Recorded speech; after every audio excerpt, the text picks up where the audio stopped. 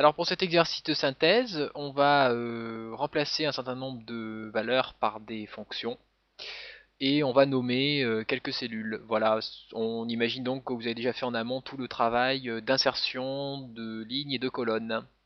Alors ici, les minimums et les maximums, on va les traiter de cette manière. On sélectionne la cellule, égale, min.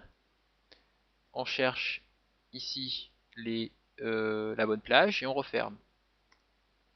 Pareil pour les max.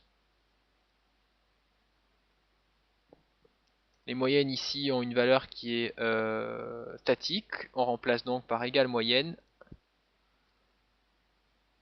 Et on remplace par une valeur dynamique. Ensuite, on sélectionne cette plage et on copie la formule jusqu'au bout. Voilà pour la première partie. Ici, on avait en fait un total à calculer de manière dynamique, donc c'est une somme. Sur la première ligne, mettons.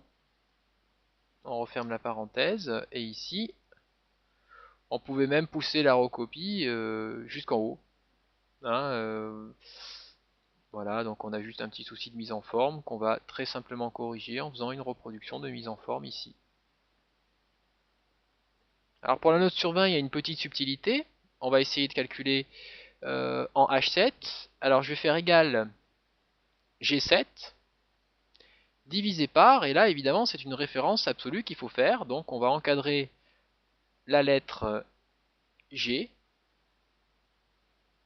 par des dollars. Et bien sûr, tout ça va entre parenthèses, puisqu'on va multiplier par 20 pour obtenir une note sur 20. Voilà, il ne reste plus que derrière à reproduire la formule. En outre, on nous demandait aussi de nommer la cellule H4 et la cellule G4. Alors en fait ici, bon, par rapport à notre modèle, on est un petit peu décalé. Nous, on va renommer en H6, ici. Elle s'appelle note sur 20. Et la G6, ici, c'était en fait le total. Alors à la base, hein, on nommait les cellules pour faire des formules plus faciles. On a fait un petit peu ça à l'envers et ça nous entraîne à faire les choses de manière plus arithmétique. Merci.